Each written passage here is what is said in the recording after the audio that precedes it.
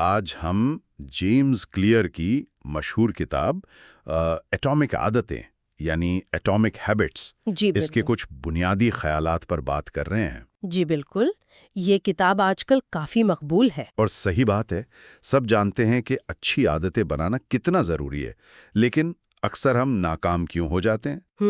Clear کی کتاب اس کا ایک بڑا دلچسپ جواب دیتی ہے۔ ہمارے پاس کتاب کے اہم اقتباسات ہیں جی اور ہمارا مقصد یہ سمجھنا ہے کہ یہ چھوٹی چھوٹی تبدیلیاں کیسے وقت کے ساتھ بڑے نتائج لا سکتی ہیں۔ بالکل، کلیئر کا ایک نکتہ بڑا مجھے کہنا چاہیے چونکا دینے والا ہے۔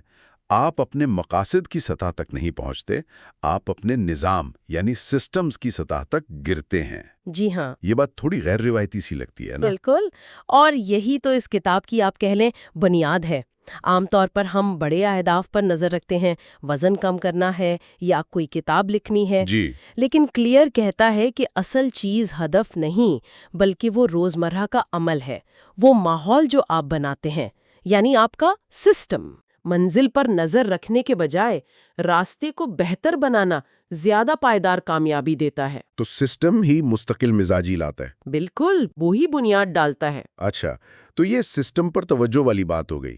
اس کے ساتھ ہی کلیئر 1% بہتری کے اصول پر بھی بہت زور دیتا ہے جی، 1% کا اصول۔ کہ روزانہ صرف 1% بہتر ہونا، کیا یہ واقعی کافی ہے؟ سننے میں تو لگتا ہے کہ اس سے کیا خاص فرق پڑے گا؟ ہاں، یہ شروع میں ایسا ہی لگتا ہے۔ یہ تھوڑی دھوکہ دینے والی سادگی ہے۔ 1% بہتری شروع میں تو محسوس نہیں ہوتی، صحیح۔ لیکن یہ بالکل کمپاؤنڈ انٹرسٹ کی طرح کام کرتی ہے۔ وقت کے ساتھ یہ چھوٹی چھوٹی کامیابیاں مل کر وہ حیران کن نتائج دیتی ہیں۔ لیکن اس سے بھی گہری بات میرے خیال میں شناخت پر مبنی عادات کا تصور ہے۔ شناخت پر مبنی عادات؟ جی، کہ اصل تبدیلی رویے یا نتائج سے نہیں آتی بلکہ اپنی شناخت بدلنے سے آتی ہے۔ یہ سوچنا کہ میں وہ شخص ہوں جو روز ورزش کرتا ہے، اچھا، یہ صرف یہ کہنے سے کہیں زیادہ طاقتور ہے کہ مجھے روز ورزش کرنی ہے۔ آپ کا رویہ آپ کی شناخت کا عکس بن جاتا ہے۔ واہ، یہ شناخت والی بات تو واقعی گہری ہے۔ اچھا، تو یہ عادات بنتی کیسے ہیں؟ کلیئر ایک ہیبٹ لوپ کا ذکر کرتا ہے۔ جی ہاں، ہیبٹ لوپ۔ یہ کیا چیز ہے اور یہ کام کیسے کرتا ہے؟ یہ ایک آپ کہہ لیں 4 قدمی چکر ہے جو ہر عادت کے پیچھے چل رہا ہوتا ہے۔ پہلا ہے اشارہ یعنی کیو، کوئی بھی چیز جو دماغ کو ایک رویے کی طرف مائل کرے۔ ٹھیک ہے۔ دوسرا ہے خواہش، کریونگ، اس رویے سے جو انعام ملنے والا ہے اس کی طلب۔ اچھا۔ تیسرا ہے رد عمل، رسپانس، یعنی اصل عادت یا عمل جو آپ کرتے ہیں۔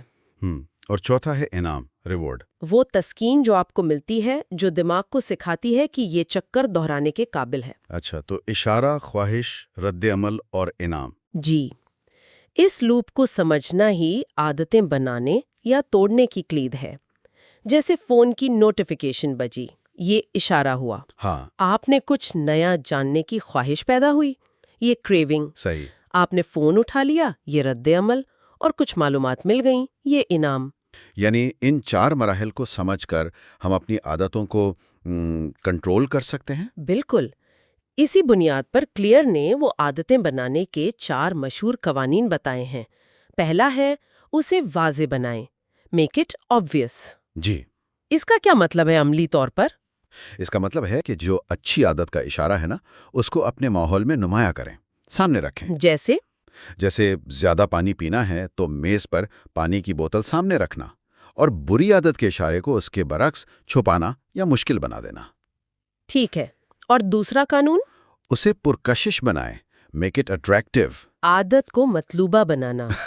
پرکشش کیسے؟ شاید اسے کسی ایسی چیز سے جوڑ دیں جو آپ کو پہلے سے پسند ہے، جسے وہ ٹیمپٹیشن بنڈلنگ کہتے ہیں۔ اچھا، جیسے ورزش کے دوران اپنا پسندیدہ پوڈ کاسٹ سننا؟ بالکل، یہی مثال ہے۔ صحیح۔ تیسرا قانون ہے اسے آسان بنائیں، میک اٹ ایزی۔ یہاں وہ مشہور 2 منٹ کا اصول آتا ہے۔ جی، 2 منٹ رول۔ کہ کوئی بھی نئی عادت 2 منٹ یا اس سے کم میں شروع کریں۔ لیکن کیا یہ کچھ زیادہ ہی آسان نہیں لگتا؟ کیا 2 منٹ ورزش کرنے سے واقعی کوئی فرق پڑے گا؟ دیکھیں، یہ نقطۂ آغاز کے لیے ہے۔ اصل مقصد صرف شروع کرنا ہے، رفتار بنانا ہے۔ اچھا۔